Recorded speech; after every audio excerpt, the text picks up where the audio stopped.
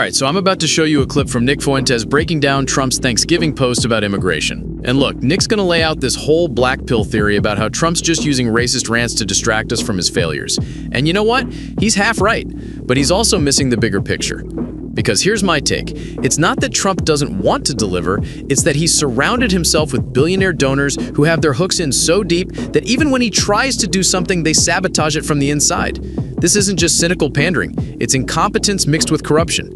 It's Trump fighting uphill against his own cabinet, while guys like Elon Musk and Howard Lutnick are literally buying policy decisions. So smash that subscribe button and hit the like, because I'm going to show you where Nick gets it right, where he misses the mark, and what this actually means for the America First movement. Let's get into it. My own side, these are examples why. Our featured story is all about this post from the president on Thanksgiving, and I guess I'll just read it to you. This is in response to the shooting of the two National Guardsmen in Washington, D.C., which took place last week. One of them is now dead. The other is in critical condition, but seems to be recovering a little bit. And it seemed that Trump was very angry about this. You could see it on his face when he gave a statement about it the following morning. This is what he posted about it on Truth Social and Twitter. He said, quote, and this was on Thanksgiving, our president said, "A very happy Thanksgiving salutation to all our great American citizens and patriots who have been so nice in allowing our country to be divided, disrupted, carved up, murdered, beaten, mugged, and laughed at, along with certain other foolish countries throughout the world for being politically correct and just plain stupid when it comes to immigration." That was the first sentence. That's kind of an awesome sentence. But he goes on. There's a lot of ideas in there. He writes, the official United States foreign population stands at 53 million people, census, citing the census for that number, most of which are on welfare from failed nations or from prisons, mental institutions, gangs, or drug cartels. They and their children are supported through massive payments from patriotic American citizens who, because of their beautiful hearts, do not want to openly complain or cause trouble in any way, shape, or form. They put up with what has happened to our country, but it's eating them alive to do so. A migrant earning $30,000 with a green card will get roughly $50,000 in yearly benefits for their family. The real migrant population is much higher. This refugee burden is the leading cause of social dysfunction in America, something that did not exist after World War II. Failed schools, high crime, urban decay, overcrowded hospitals, housing shortages, and large deficits. As an example, hundreds of thousands from Somalia are completely taking over the once great state of Minnesota. Somalian gangs are roving the streets looking for prey, as our wonderful people stay locked in their apartments and houses, hoping against hope that they will be left alone. The seriously retarded governor of Minnesota, Tim Walz, does nothing, either through fear, incompetence, or both. While the worst congressman/woman in our country, Ilhan Omar, always wrapped in her swaddling hijab, and who probably came into the United States illegally in that you are not allowed to marry your brother, does nothing but hatefully complain about our country, its constitution, and how badly she is treated when her place of origin is a decadent, backward, and crime-ridden nation, which is essentially not even a country for lack of government, military, police, schools, etc.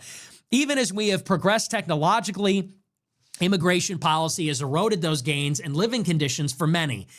I will permanently pause migration from all third world countries to allow the U.S. system to fully recover, terminate all of the millions of Biden illegal admissions, including those signed by Sleepy Joe Biden's auto pen, and remove anyone who is not a net asset to the United States or is incapable of loving our country, end all federal benefits and subsidies to non-citizens, denaturalize migrants who undermine domestic tranquility, and deport any foreign national who is a public charge, security risk, or non-compatible with Western civilization.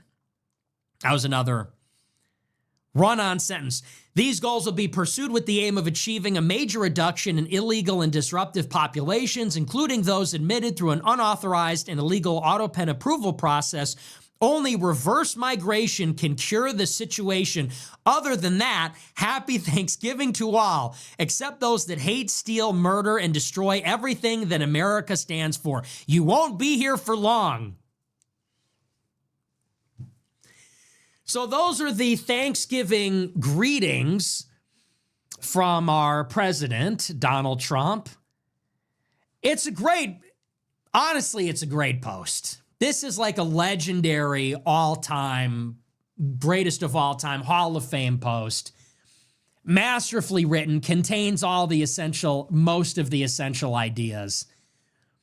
It's perfect. It's a great statement from start to finish. Then he really got into the wholeness of the problem, which is that the country's being invaded illegally. We have a massive foreign-born population. It's bigger than ever. It's creating social dysfunction that didn't exist before the mass migration. It is a burden on the country fiscally and economically. The people that are here are ungrateful and sort of sick and twisted. They hate the country, but all they do is complain. And there is this complacency because Americans don't want to complain about it. The immigrants come here from broken countries. They cause the problems. They do so illegally. They are a drain. And the American people, they don't want to complain about the arrangement because they don't want to get punished or they don't want to rock the boat. And Trump's prescription is perfect too. He says we need to basically revoke their legal standing to be here.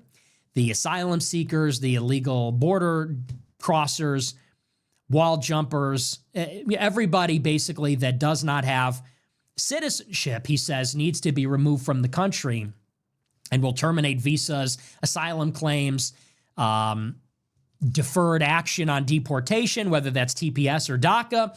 He says, we're going to terminate all that. We're going to remigrate the people. They came here in massive numbers against the law. We're going to reverse that flow in massive numbers, consistent with the law. They came here by the millions. They will leave by the millions. They came here and caused the problems. By getting them out, we will solve the problems. That's the idea. And it's perfect. And you read this and you get excited. It's actually a funny post. He goes on this tear. Other than that, happy Thanksgiving. It's a funny, hilarious, incisive, witty, direct. It's a great post. Okay, so Nick's numbers are basically right. We're doing about 1,000 deportations per day, maybe 1,400 on a good day. That's roughly 400,000 to 500,000 annually if we keep that pace. Sounds like a lot until you remember Biden let in 10 million illegals in 4 years. At this rate, it would take 25 years just to deport the Biden surge alone, never mind the 53 million foreign-born population Trump's ranting about. So, here's what Nick's missing. It's not that nothing's happening, it's that what is happening is deliberately sabotaged to be too slow to matter. Trump invoked the Alien Enemies Act on day one. He canceled TPS for Somalia and Haiti. That's directly targeting the Minnesota situation he just posted about. He paused all Biden's auto-pen admissions. But then, Kristi Noem at DHS says she wants 3,000 arrests per day, and somehow ICE can only manage 1,000. Why? Is it funding? Is it staff? Or is it that the people Trump appointed don't actually want mass deportations?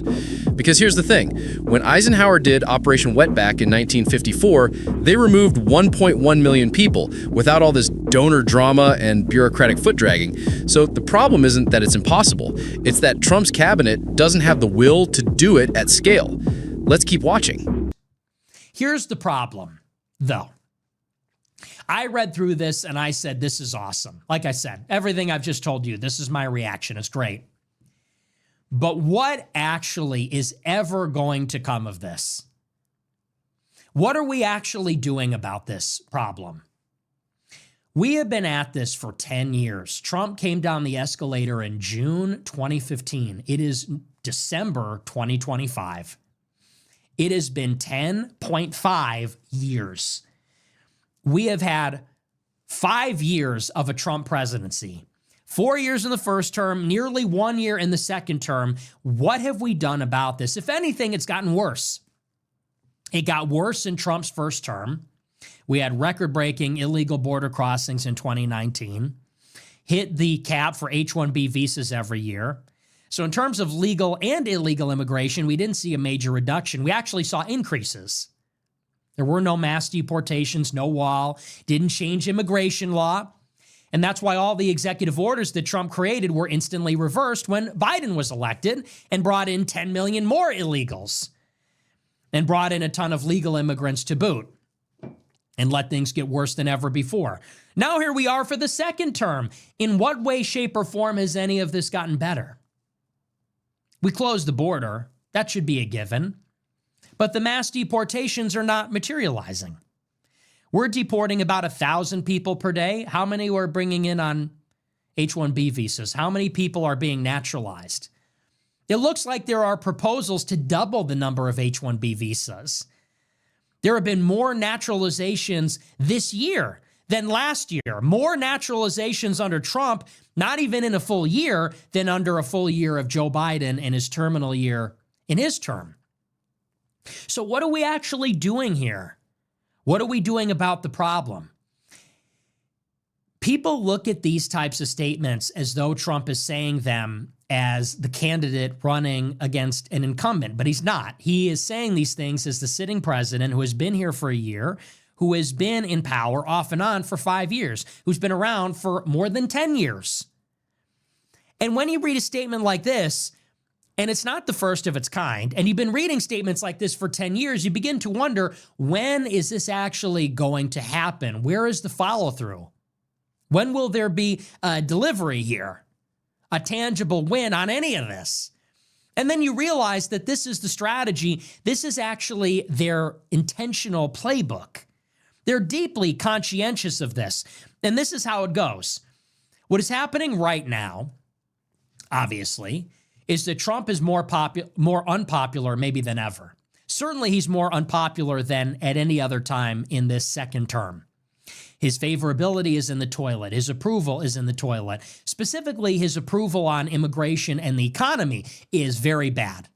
For the first time in years, voters actually favor Democrats on the economy over Republicans.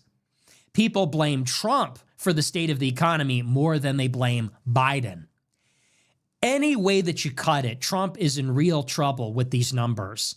Numbers polling his own base, polling Republicans, independents. Any way you cut it, it is catastrophically bad. And he has only himself to blame. We're cutting Medicaid to pay for corporate tax cuts. Doge was a total failure. We're bombing Iran. Prices have not gone down, and the economy has not recovered. The tariffs have been a complete disaster. There are mounting signs all over the economy. We're in a real estate bubble. Consumer spending is slowing. The job market is frozen. They're not even releasing the jobs report in October. On top of all that, they didn't even release the Epstein files. So it is a total disaster. That is why he's unpopular, and it's self-inflicted. It is because rather than keep his promises, all that this administration has done is enrich the people that are in it.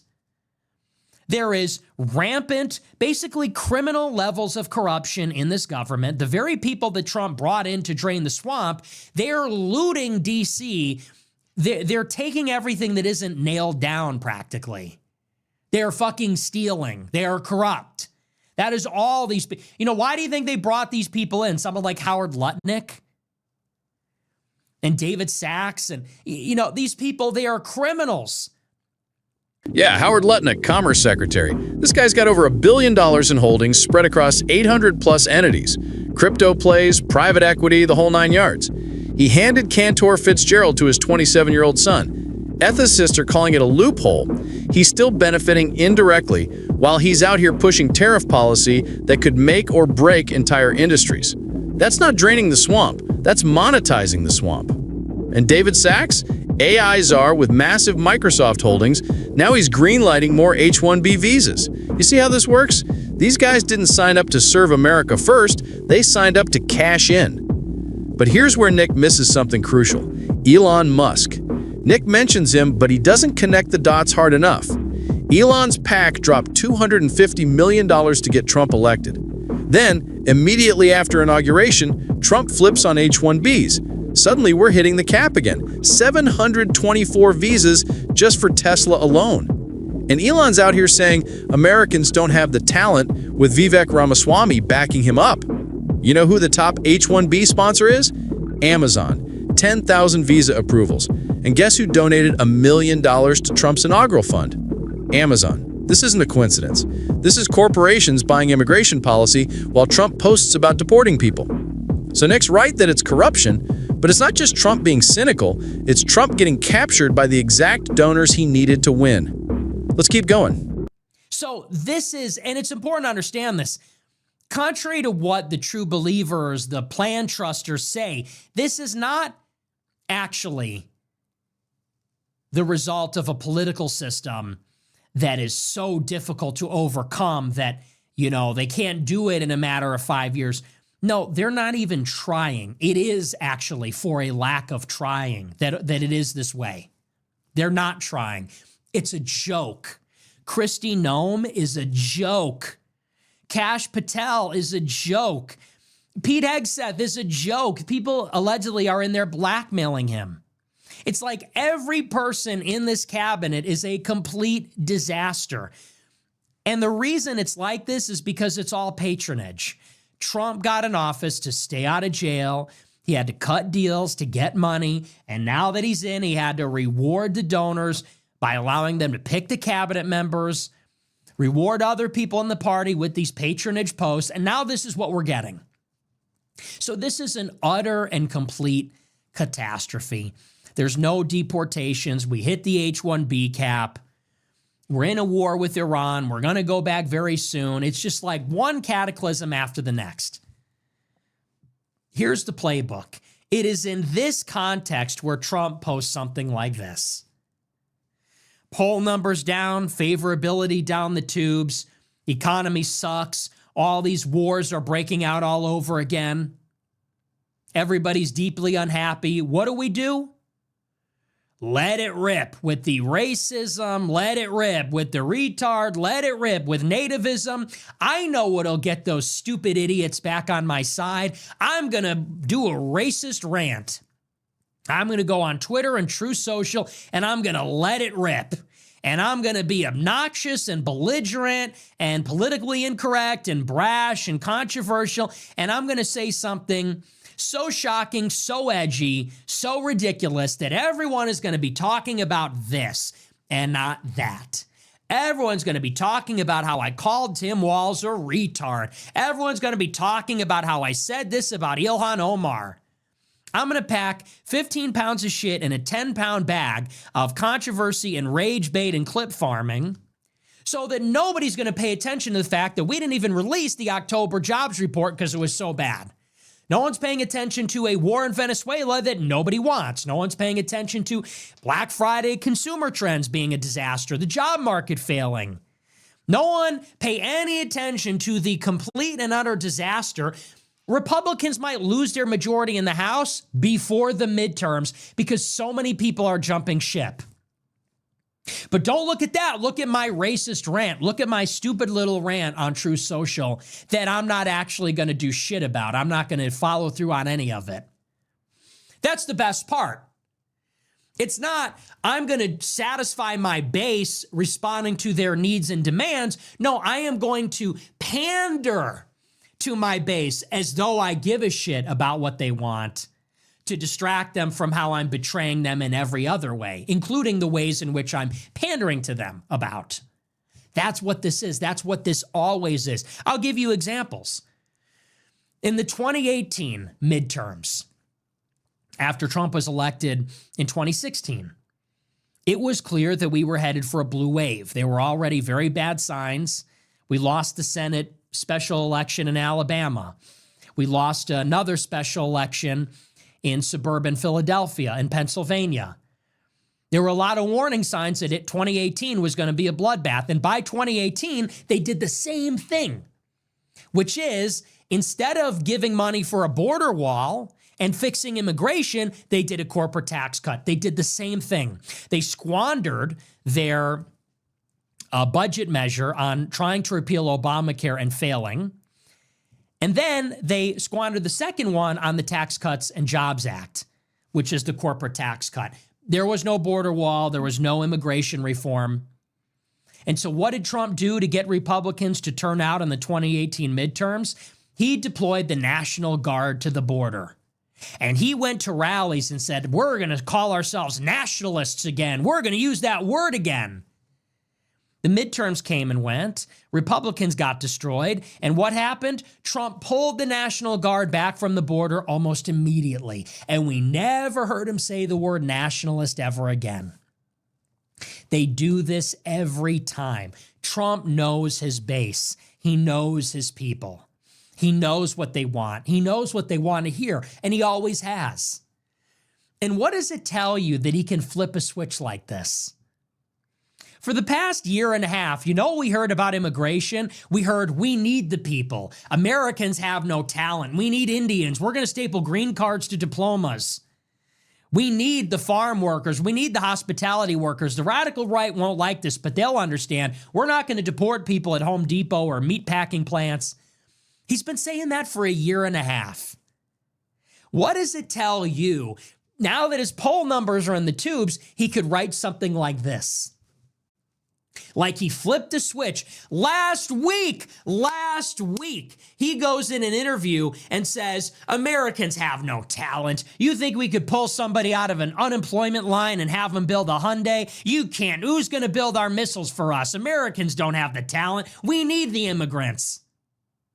And then 1 week later, he lets something like that rip where he goes, immigrants are coming here. We have the biggest foreign-born population. They're wrecking society, and no one wants to say anything because they feel guilty. We got to get them out. What does it tell you if he could flip a switch? It means that he knows. He knows. He knows what you want. He knows what you're asking for. He knows what you expect him to deliver. But he refuses to give it to you. Why? Because he knows he doesn't need to. He only brings that out in an emergency. If he can get you to vote without doing those things, he won't do it. If he doesn't think he needs to pander to you, he won't. He will pander to the billionaires because he needs their money. But when he's losing support catastrophically, he knows just which buttons to press, just which levers to pull, just the right words to say. I mean, if you read that post like I just did, you must be thinking, this is amazing. This is awesome. Where's this guy? That guy doesn't exist. It's an act. It's an appeal. People say, are we going to get the 2016 Trump back?